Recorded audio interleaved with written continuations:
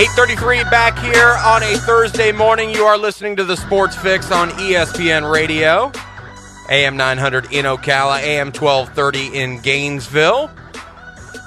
Streaming live on the World Wide Web at ESPNGo1.com. And for you smartphone users, just download the app on the website. You can listen to the Sports Fix wherever it is that you may go. I am Adam Reardon inside the studios in Ocala, joined by my partner, Chris Doring. We're going to talk a little Miami Hurricane football, and to do that, we talked to our good friend Danny Money of CanesInSight.com. Good morning, Danny. How you doing, buddy?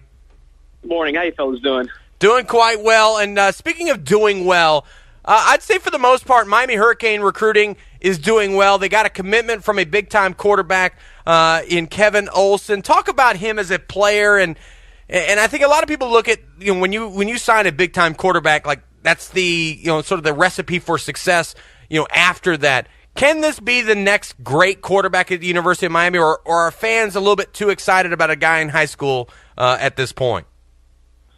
Well, I mean, not even looking at what he's going to become as a player, just looking at the actual commitment, it tells you a ton about what Al Golden and Jed Fish were able to do as recruiters. Now, this was a consensus top 10 quarterback, offers all over the country, heavily pursued by Auburn, South Carolina, Wisconsin. Those were his three finalists other than UM. So just the fact that Miami's able to sign a kid like that with the sanctions looming says a lot, no matter what kind of player he eventually becomes. Now, as far as him as a player, the thing you like about him is his pedigree. His father was a coach at Wayne Hills for several years, several decades, I should say. Wayne Hills has won a couple state championships with Kevin Olson. His brothers both obviously big-time college football recruits. Greg now with the Carolina Panthers, first-round pick from the Hurricanes. So you like his pedigree. Also comes from a pro-style system. Most quarterbacks these days coming from the spread or even some kind of option offense. Kevin Olson is a pro-style quarterback, comfortable under center, and it's going to be an easier transition for him playing under Jed Fish, who runs a pure pro-style offense here in Miami. In that pro-style offense, I think we've talked last week about, you know, the history of that Miami defense. But within that pro-style offense over the decades, it seems like Miami has always, when they've been good, have always had that big-time running back. What are the chances right now? I know there's an open competition going on, but who seems to be the leader at that running back position that is important in that pro-style offense that Jed's running? You know, nobody's really jumping to the forefront. They all are kind of all-around backs. There's no pure, just superstar talent with the ball in his hands like Lamar Miller. Now, Duke Johnson, we still haven't seen what he can do. That's the five-star running back that Miami signed this February. So he's the wild card in the mix. But as far as Mike James and Eduardo Clements, you have two guys who are football players, tough guys, can catch the ball, can do multiple things, but aren't special talents running the football. So I think as it stands now, it's going to be a competition in August. Duke Johnson's the guy to really watch because he seems to be the one with the most pure running talent. Now, he's also about 185 pounds, so you're not going to throw him out there and make him a workhorse back like you had with Clinton Portis, Edgar, and James early in their careers. So that remains to be seen who will be the running back for the University of Miami. Now, you mentioned his height and weight and all that stuff. Well, height and weight and speed and all that stuff, those are numbers that guys on message boards get really excited about. Andrew Swayze, the strength and conditioning coach at the University of Miami, has released some numbers, or some numbers have come out about guys improving their bench press numbers and whatnot. Swayze is, as I like to refer to him, the most liked and disliked guy at the University of Miami as far as the coaching staff is even concerned. What's the read on him? Does he do a great job there? Because former players love the guy, and then there's people on message boards and some members of the media that don't think the guy's really pulling his weight. What's the real read on Andrew Swayze? Well, like you said, depends who you talk to. The former players swear by him. They keep coming back to him in the offseason. The fans seem to always say that Miami looks smaller than their opposition. How much of that is recruiting, how much of that's development is hard to say. I think a lot of it comes down to who the head man is. Because Swayze can only do so much. He has the ear of these kids, that's for sure. They listen to him. They respect him. So it matters. What matters is who's sending the word down to Swayze. Who's standardizing the nutrition, for example? I know with Shannon, he didn't pay as much attention to the daily meals these guys were getting. When Golden came in, one of the first things he did was install breakfast, lunch, dinner, keep tabs on that sort of thing. And that kind of commitment from the head man is what's going to get tangible results as far as the strength and conditioning of the team. Now, some people have said that Swayze's more focused on on speed and explosiveness rather than building pure strength. But again, I think that comes down to recruiting, the profile players you recruit. Al's targeting bigger players, stronger players coming in. So I think as you see Golden continue to implement a system and continue to recruit bigger, stronger players on the front end, you'll see bigger, stronger players at the University of Miami. You talk about some of the preferences of Coach Golden there and types of players that he wants to bring in and his involvement with some of the details throughout the program. It's always an adjustment period in year number one with players and staff and fans, everybody getting kind of on the same page with a new coaching staff and a new head coach.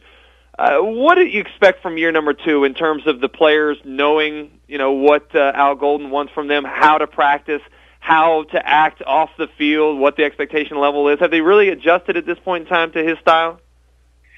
Well, Coach Golden has a phrase, it's easier to recruit a culture than to build a culture. And Golden's going to be coaching about 50 of his own guys that he personally selected. So just from that standpoint, he's going to have guys that are more receptive to his philosophy, that are more in tune with his line of thinking, what he likes to call his core values, because he recruited these guys. So I think just in that regard, you're going to see players being more receptive to him, more unity, and just a more visible culture on the field. You saw it last year. One of the first things that people noticed is the team seemed to be more unified on the sidelines, just keeping the enthusiasm throughout the game. They didn't quit. And, these are subjective things, but it was visible to even the casual fan. So I think as he continues to implement his program, more importantly, as he continues to bring along his own recruits, you'll see that competitiveness, that willingness to listen and take coaching continue to improve. Danny Money, CanesInSight.com, our guest here on the Sports Fix. And Danny, let me take you a walk down memory lane here. This past season, Miami 6-6 decides, hey, we're going to forfeit our opportunity to play in a bowl game, which is fine by me at that point.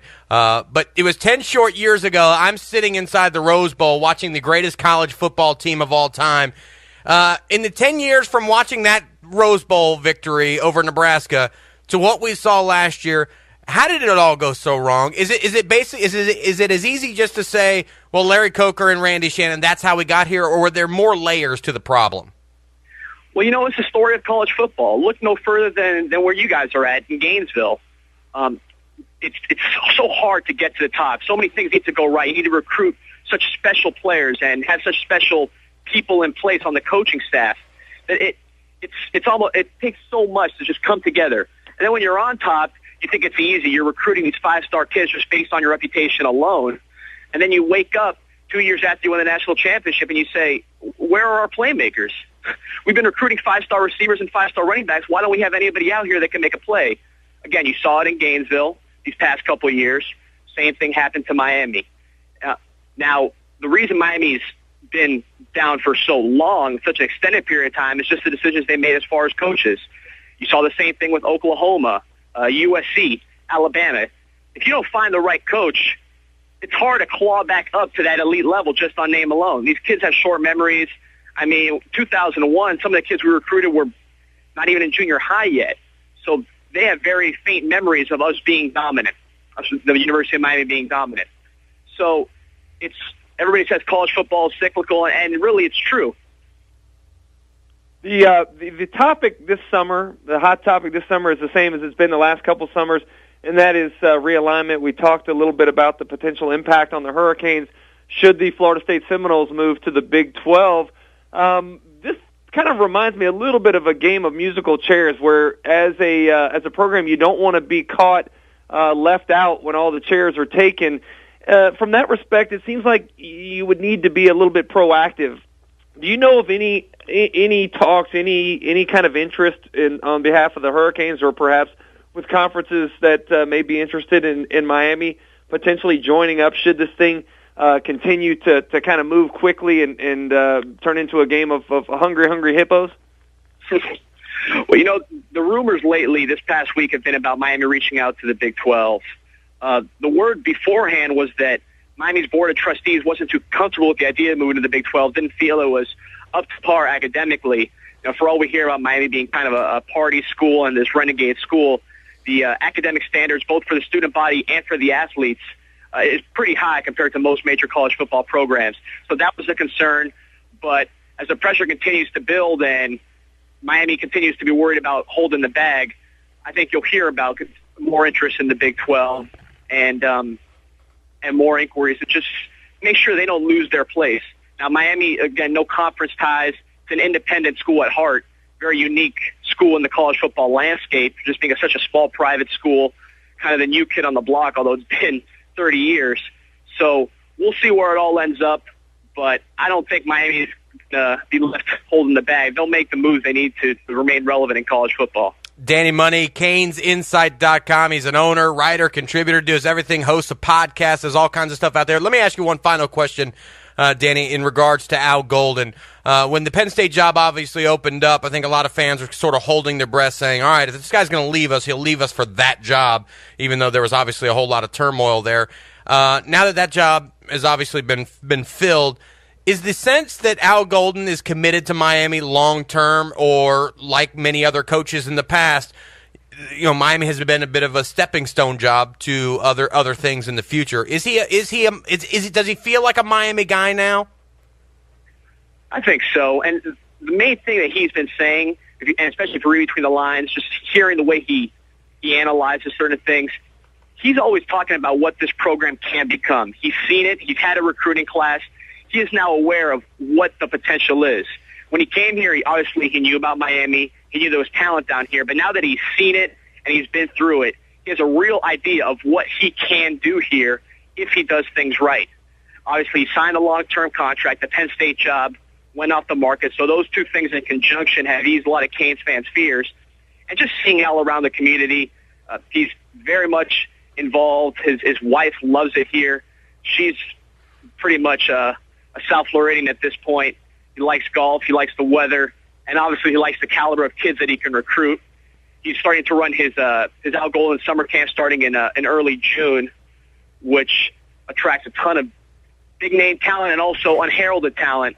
So I think now that he's seen what this program can become, what kind of talent's down here, what kind of talent will always be down here, his roots